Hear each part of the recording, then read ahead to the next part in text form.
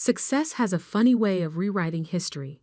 People forget the struggles, the sleepless nights, the sacrifices. They see the end result and call it luck. I learned this lesson the hard way at our annual Taylor family reunion. My name is Marcus Taylor, and 15 years ago, I made a choice that would change everything. Back then, I was just the quiet middle child, the one nobody expected much from. My older brother David was the business genius, and my younger sister Kate was the gifted one. Me? I was just Marcus, the reliable one who helped out at our parents' struggling electronics store. That store, Taylor Electronics, was my father's pride and joy. He'd opened it 30 years ago with nothing but a small loan and big dreams. By the time I started working there at 18, it was barely staying afloat.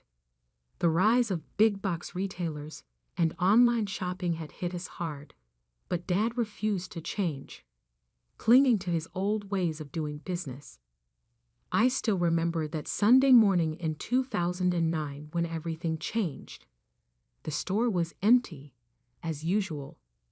Dad sat at his desk, surrounded by past due notices and unpaid bills.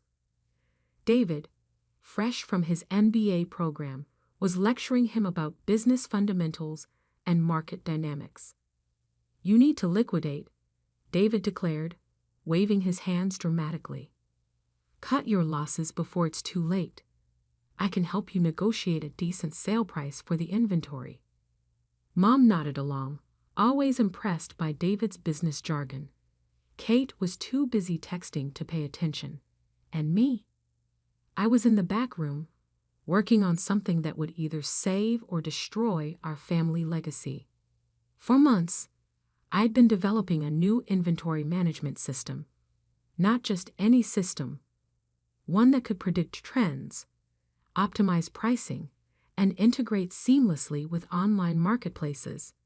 I taught myself programming during night classes at the community college, spending every free moment coding and testing. Actually, I spoke up, my voice steadier than I felt. "I have another idea." David's laugh cut through the air like a knife. "Oh, this should be good. What's your brilliant plan, little brother?" "More clearance sales." I connected my laptop to the store's ancient TV, pulling up my presentation.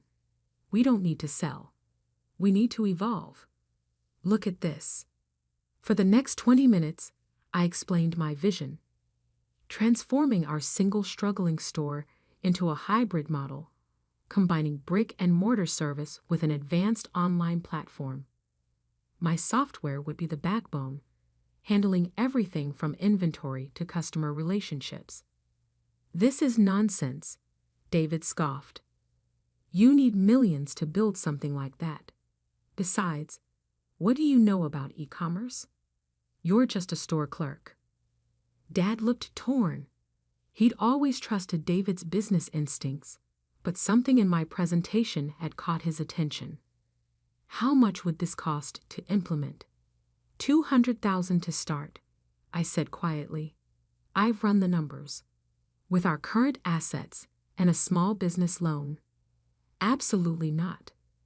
David slammed his hand on the desk. "Dad, this is crazy.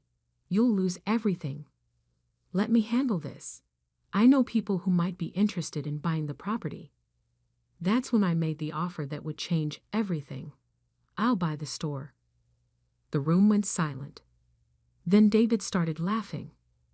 "With what money?" "Your savings from stocking shelves." "I have some savings," I said, "and I'll take full responsibility for the loans. All I need is for everyone to sign over their shares to me." Our parents had divided ownership of the store between the three of us kids years ago, hoping we'd all stay involved in the family business. Each of us held 20%, with Mom and Dad keeping 40% between them. "You can't be serious." Kate finally looked up from her phone. "This place is worthless." "Then you shouldn't mind signing it over," I replied. "I'll even pay each of you $5,000 for your shares. That's more than they're worth right now. David's eyes narrowed. He was always quick to spot an angle. What's the catch? No catch. Just one condition. You sign a non-compete agreement. For 15 years, none of you can start or work for any competing business in our market. 15 years. David laughed. You're delusional. Who'd agree to that? People who think this business is worthless, I said quietly. People who believe I'm going to fail anyway. After all, it's just luck if I succeed, right? I pulled out the contracts I'd had prepared. Simple, straightforward documents transferring their shares to me and binding them to the non-compete agreement. I'd spent my last $1,000 on getting them legally drafted. This is ridiculous, David declared, but I could see the wheels turning in his head. $5,000 for worthless shares in a failing business. Plus, in his mind, the non-compete was meaningless because there was no way I could succeed. Kate signed first, barely reading the document. Whatever. I need a new phone anyway. Mom and Dad exchanged looks. They'd been trying to figure out how to retire, and this offered them a way out. They signed next. David held out the longest, lecturing me about business realities and market forces. But in the end, his belief in my inevitable failure and his need to prove himself right won out. He signed with a flourish. Congratulations, he smirked. You just bought yourself a sinking ship. I gathered the signed contracts carefully, treating them like the precious documents they were. Maybe I just bought our family's future. The next few years were a blur of 18-hour days, endless code revisions, and countless setbacks. I moved into the store's back office, sleeping on an old couch to save money. Every dollar went into building the business. My software evolved from a simple inventory system into something more powerful. It could predict market trends, optimize pricing in real time, and create personalized shopping experiences. Major retailers started noticing our unusually high efficiency rates. By year 5, we had expanded to 10 locations, each running on my system. By year 10, we had licensed the software to hundreds of retailers across the country. Taylor Electronics had transformed from a dying local store into Taylor Tech Solutions, a multi-million-dollar retail technology company. Through it all, my family stayed away, convinced my success was just a string of lucky breaks. David started and failed at several ventures, always blaming market conditions or bad timing. Kate drifted between jobs, never finding her passion. Mom and Dad retired comfortably on the money I sent them, though they still credited David as their business advisor. Which brings us to last week's family reunion, held at my new lake house. 15 years almost to the day since they signed those contracts. David had been drinking, his bitterness amplified by the obvious signs of my success. The lake house, the cars in the driveway, the subtle but clear indicators of wealth that he'd always dreamed of achieving. You just got lucky, he shouted, gesturing wildly with his wine glass. All of this, it's just dumb luck. Real business takes skill, strategy, education, not some homemade computer program. The room fell silent. Other family members, aunts, uncles, cousins who'd witnessed our history, shifted uncomfortably. I could have let it go, could have smiled and nodded as I had for years, but 15 years is a long time to wait for a moment. I walked to my home office, opened my safe, and returned with a yellow document. Remember this contract you signed 15 years ago? The non-compete agreement? David's face went white. Kate stopped scrolling on her phone. Mom and Dad exchanged worried looks. What about it? David's voice had lost its edge. Well, I said, settling into my chair, there's something about that contract I never told you. Something that makes tomorrow a very interesting day for all of us. The non-compete agreement expires tomorrow, I said calmly, watching David's face. But that's not the interesting part.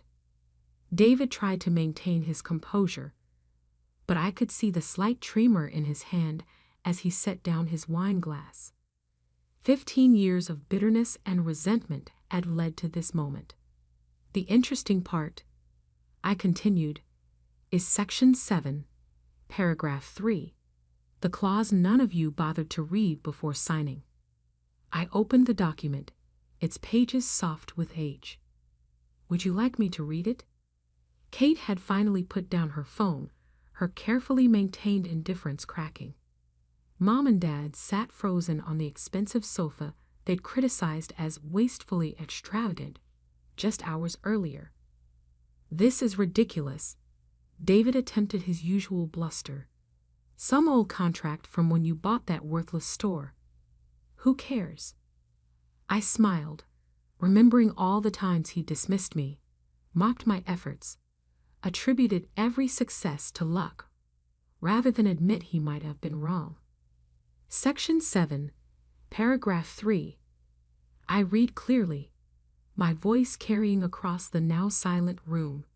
In exchange for the transfer of shares and acceptance of the non-compete agreement, all signatories agree to forfeit any claim to intellectual property, patents, or technological innovations developed by Marcus Taylor during the period of this agreement.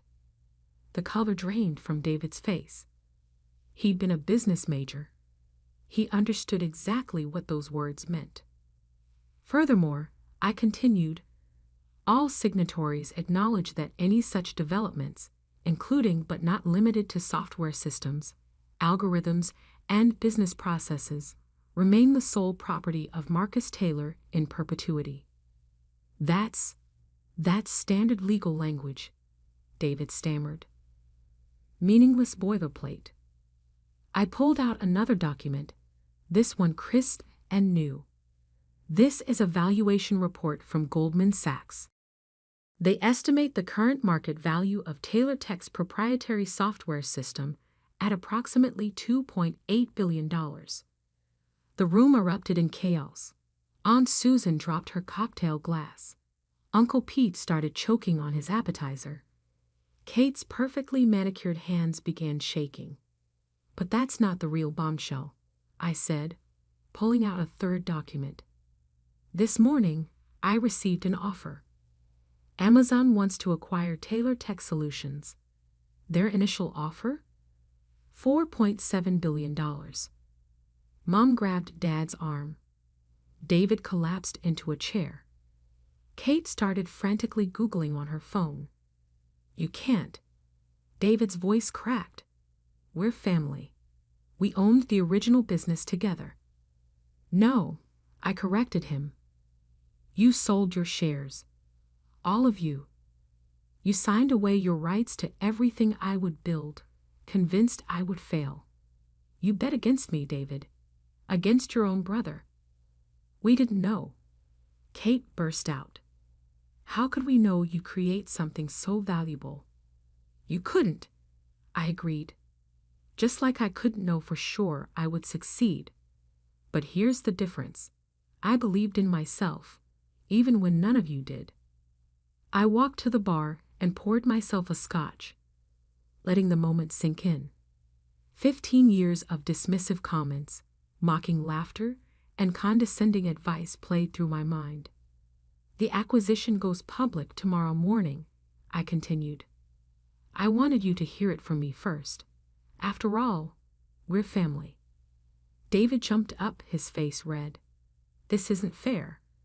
We'll contest the contract. We'll sue. I pulled out one final document.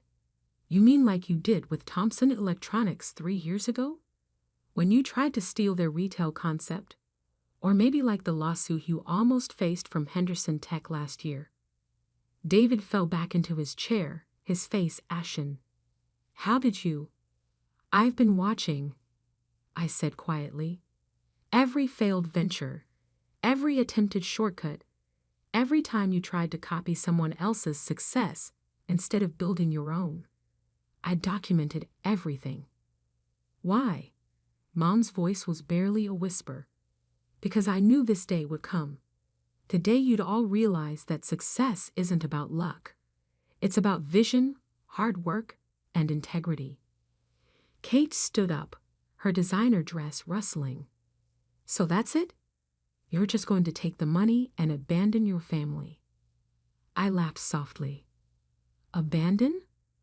Like you all abandoned the store, abandoned Dad's dream, abandoned me when I needed support. The room fell silent again. Even David had run out of arguments. But I continued, you're right about one thing. We are family. Which is why I've made some arrangements. I pulled out a stack of envelopes, each bearing a name. Inside each envelope is a job offer. Real positions at Taylor Tech, based on your actual skills and experience. Not charity. You'll have to work, learn, and prove yourselves. But it's an opportunity. Why would you do this? Dad asked, his voice rough with emotion. Because 15 years ago, I didn't just buy a failing store. I bought a chance to prove something. Not just about business, but about character. I handed out the envelopes. The offers are good for 24 hours. After that, I move forward with the acquisition, and these opportunities disappear. David stared at his envelope, his hands trembling slightly. And if we accept, then you'll work harder than you ever have. You'll learn what it really takes to build something valuable. And maybe, just maybe, you'll understand that there's no such thing as luck in business. The room was quiet except for the sound of envelopes being opened. Years of resentment, jealousy, and missed opportunities hung in the air like smoke. Mom opened her envelope first, gasping at the details inside. Dad peered over her shoulder, his eyes widening. Kate clutched her envelope to her chest, her carefully maintained facade cracking. David sat alone, his unopened envelope like a weight in his hands. 15 years of believing he was the smart one, the business genius, the one who should have succeeded, all crumbling in a single evening. I checked my watch. In 12 hours, the acquisition would be announced. In 12 hours, everything would change. But right now, in this moment, I watched my family face a truth they'd spent 15 years avoiding. Sometimes the sweetest victory isn't in the money or the success. Sometimes it's in the quiet moment when people finally see themselves, and you, for who they really are. The grandfather clock in the hall struck 9, its deep chimes echoing through the stunned silence. Time was ticking away on their chance at redemption, just as it had ticked away their chance at being part of my success 15 years ago. The question now was, what would they choose? The next morning dawned clear and cold. I sat in my home office, watching the sun rise over the lake while waiting for the stock market to open. In 3 hours, the acquisition would be announced, and Taylor Tech Solutions would become headline news. My phone had been buzzing all night with messages from family members. Kate had been the first to break, sending a tearful voice message at midnight. I was wrong, she sobbed. I've been so wrong all these years. Mom and Dad had called at dawn, their voices heavy with regret. They'd spent the night reading through old news articles about my company's rise, finally understanding what their middle child had built while they were busy praising David's failed ventures. But from David, silence. I picked up his unopened envelope from my desk. The job offer inside wasn't just any position, it was a chance for real redemption. VP of Business Development, reporting directly to me. a role that would force him to learn the business properly, to build something legitimate instead of chasing quick wins and copying others' success. A soft knock at my office door interrupted my thoughts. David stood there, looking like he hadn't slept. His usual polished appearance was gone, replaced by something I hadn't seen in 15 years. Humility. "Can we talk?" he asked quietly. I gestured to the chair across from my desk. He sat down heavily, placing his unopened envelope between us. I spent all night thinking, he began, his voice rough, about everything, about why I failed while you succeeded, about why I was so sure you just got lucky. I stayed silent, letting him continue. You know what I realized? Every time I failed, I blamed something else. The market, the timing, the competition. But you never blamed anyone. You just kept building. He picked up the envelope, turning it over in his hands. I didn't open this because I was afraid, not of what was inside, but of what it meant. Accepting this means accepting that I was wrong about everything. Being wrong isn't the worst thing, David, I said quietly. Refusing to learn from it is. He nodded slowly. The non-compete expires today. I could try to compete with you, try to prove I could do it better. That's what the old David would do. And the new David? He opened the envelope carefully, reading the job offer inside.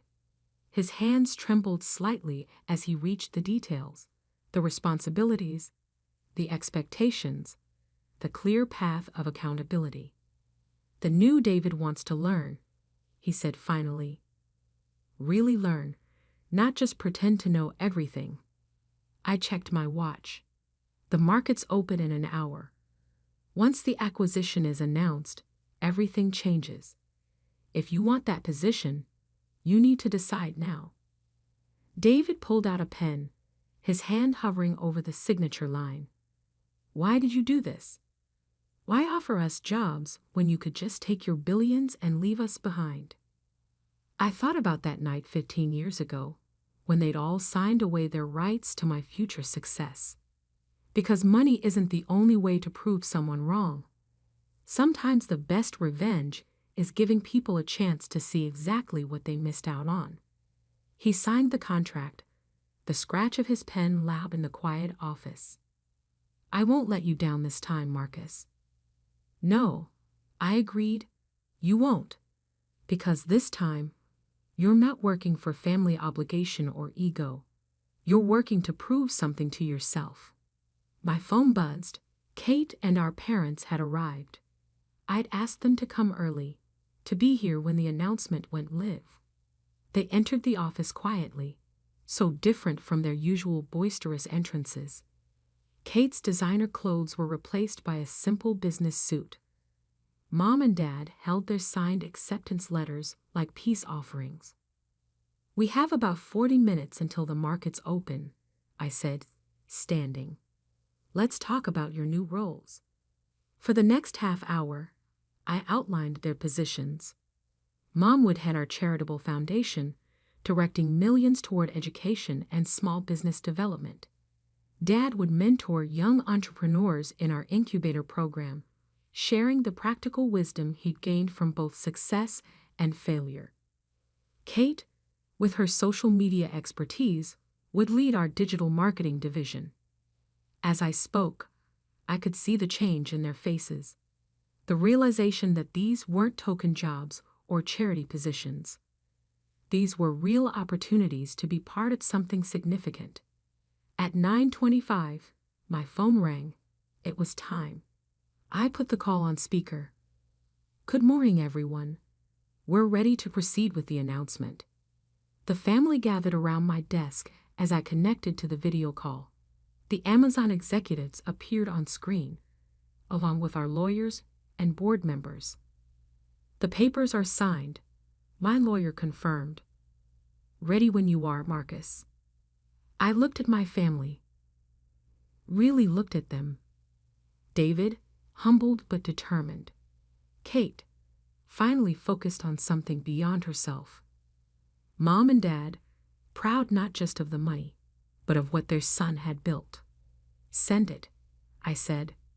Within seconds, the news hit the wires. Amazon acquires Taylor Tech Solutions for $4.7 billion. My phone exploded with notifications. The office phones began ringing. Email alerts chimed continuously. But in that moment, something more important was happening in my office. My family was witnessing not just the culmination of my success, but the beginning of their own second chances. "Congratulations, little brother," David said softly. "You did it. Not luck. Not chance. You." Kate wiped tears from her eyes. "We should have believed in you." "No," I corrected her. "I needed to believe in myself. Sometimes that's enough." Mom stepped forward, holding up her acceptance letter. "We won't waste this opportunity, Marcus. We'll make you proud." I smiled, remembering that scared young man sleeping on a storeroom couch, coding through the night, believing in something no one else could see.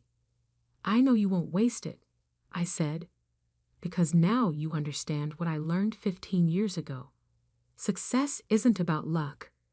It's about seeing something others don't, and having the courage to build it anyway." The sun was fully up now, painting the lake in shades of gold. Outside, reporters were already gathering at the gate. The quiet moment would soon be shattered by interviews, press conferences, and the chaos of a multi-billion-dollar acquisition. But right now in this office, something more valuable than money was changing hands. Understanding, respect, and maybe, just maybe, a second chance at being a real family. David picked up his new employee badge from my desk, running his fingers over his name and title.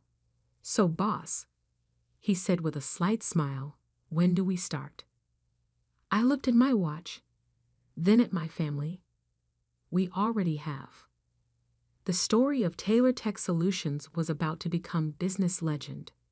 But the real story, the one about a family learning the true meaning of success, the value of hard work, and the power of believing in yourself, that story was just beginning. Sometimes the best revenge isn't in proving others wrong. Sometimes it's in giving them a chance to prove themselves right.